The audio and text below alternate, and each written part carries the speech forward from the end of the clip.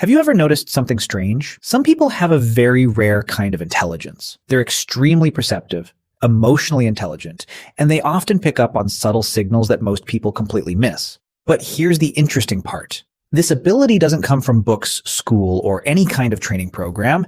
It comes from trauma. Sounds a little weird, right? Trauma can actually make someone smarter, but it's true.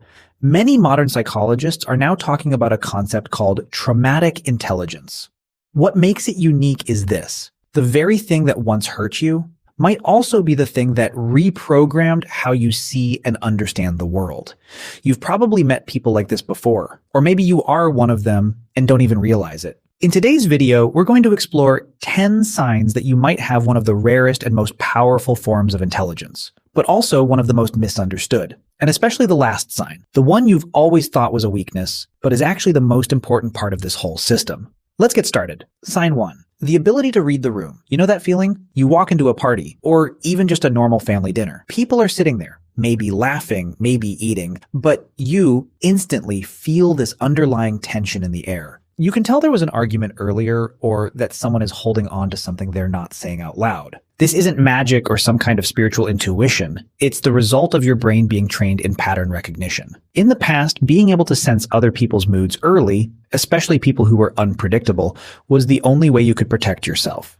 Now your brain automatically scans for signals, a quick glance away, slightly tense shoulders, or a shorter than usual breath. You read these cues so fast and so accurately that it can actually feel exhausting because you can't just turn off this observation mode even when you just want to relax.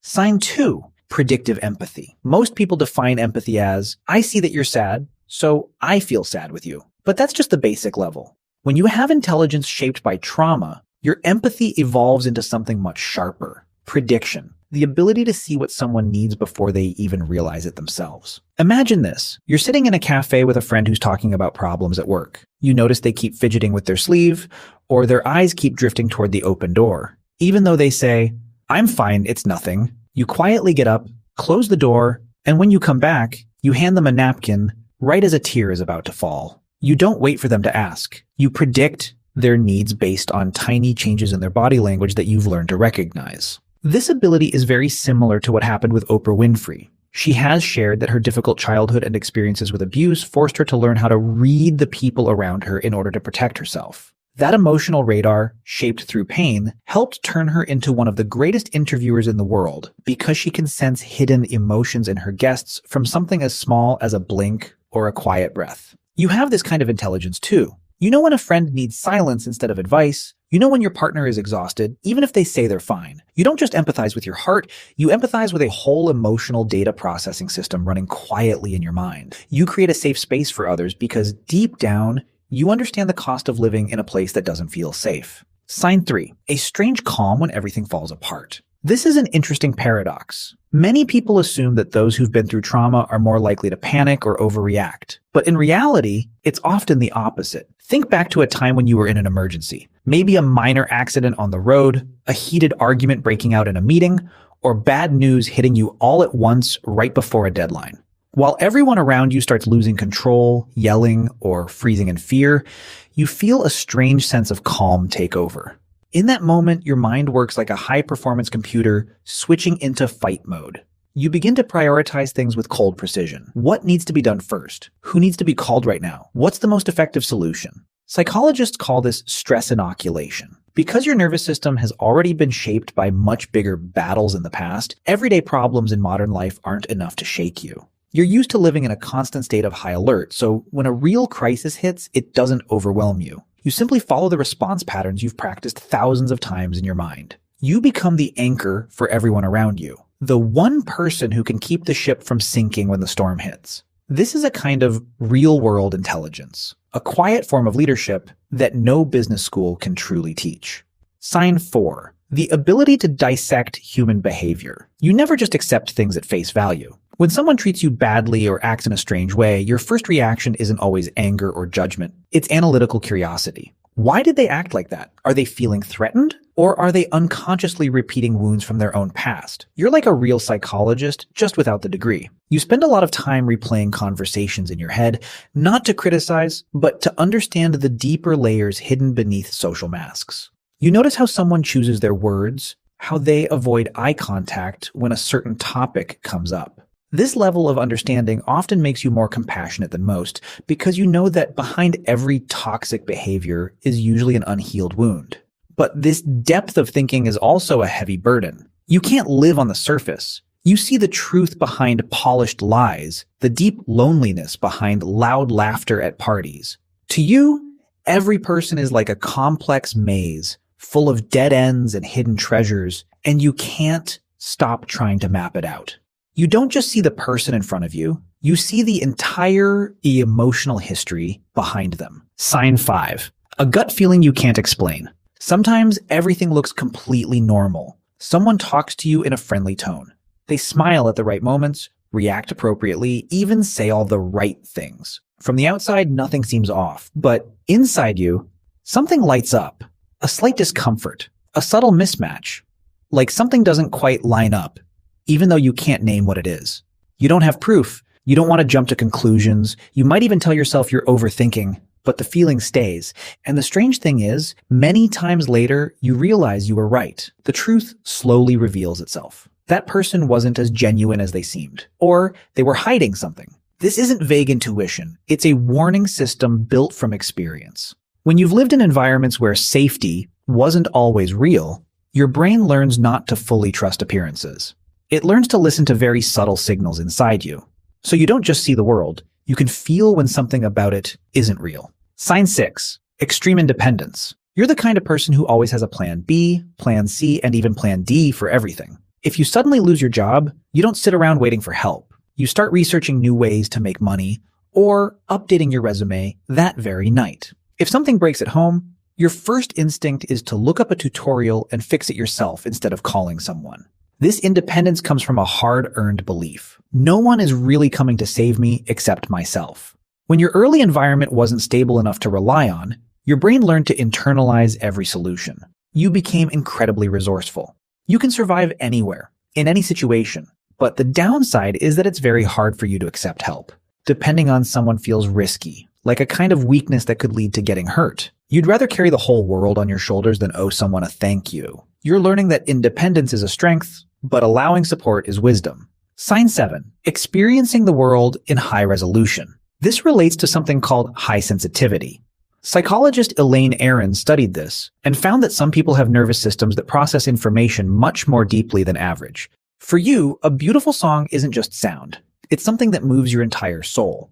A glowing sunset can leave you completely still, overwhelmed by emotion. But on the flip side, loud noise, strong smells, or news about injustice can hit you just as deeply, as if you're experiencing the pain yourself. Your nervous system, already opened up by past experiences, doesn't have much of a filter to block out outside stimulation.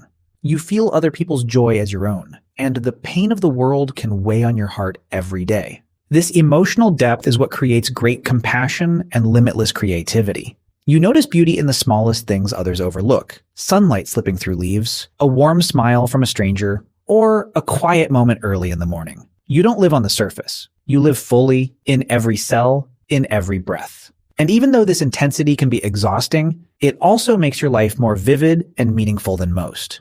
Sign 8. A high but deep trust threshold. You're not the type to have thousands of friends on social media and call everyone a best friend. You keep your distance, observe, and evaluate how someone treats people who are weaker than them, how they keep their promises, even the small ones. You look for consistency in their actions over time before allowing them into your safe circle. Psychologists call this adaptive skepticism. It's not negativity. It's a smart filtering system that protects your inner world from harm. But once someone passes your strict standards, you give them absolute loyalty. You'll be the first to show up when they're in trouble. The one who keeps their secrets no matter what. You value quality over quantity. Your intelligence helps you build a small but incredibly strong support system made up of people who are genuinely kind and real. Sign 9. A complicated relationship with stillness. Have you ever sat on the couch to watch a movie, but your mind keeps racing, thinking about unfinished tasks, plans for next year, or even worrying about things that haven't happened yet? For you, doing nothing can sometimes feel more uncomfortable than relaxing. This is a leftover effect of hypervigilance becoming your brain's default setting. In the past, silence often meant something bad was about to happen, so your brain learned a harsh rule. Only when I'm busy, only when I'm in control, am I truly safe. Wow. You may find yourself becoming a workaholic, or constantly filling your time with activities just to avoid those quiet moments. Learning how to truly relax, to be present without judging yourself, is one of the biggest and hardest lessons in your healing journey. You're slowly teaching your brain, it's safe now. Rest is not a mistake. Rest is how I recharge for the long road ahead. Sign 10. Intense sensitivity to injustice. This is the one that often makes you question yourself the most. The thing you may see as a flaw that makes you seem too much or different. Do you ever feel a deep, almost shaking anger when you see injustice, online or in real life, even when it doesn't directly affect you? You can't stand seeing someone being bullied, treated unfairly, or watching moral values get openly ignored.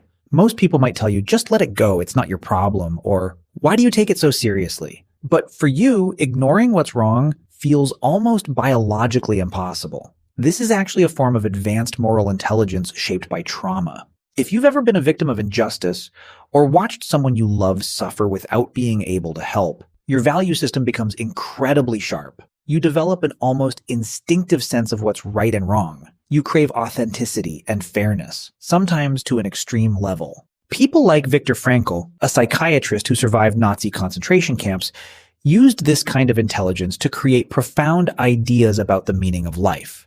He didn't let pain turn him numb or cruel. Instead, he turned it into a deeper search for meaning. Your sensitivity to justice makes you a quiet protector, someone who can create change in the small spaces around you. It's not you being difficult. It's a moral compass that life has shaped to be incredibly precise. Because you understand the true cost of injustice, you don't allow it to exist unnoticed. This is the highest expression of traumatic intelligence, the ability to turn personal pain into a sense of purpose and kindness for others. What others may call your weakness is actually the core strength that keeps the world from becoming cold and indifferent. Trauma-shaped intelligence isn't something anyone would choose from the start. No one wants to trade a carefree childhood for this kind of awareness. This isn't about glorifying trauma. Life doesn't give us a choice about what we go through, but it does give us a choice about who we become afterward. If you see yourself in all 10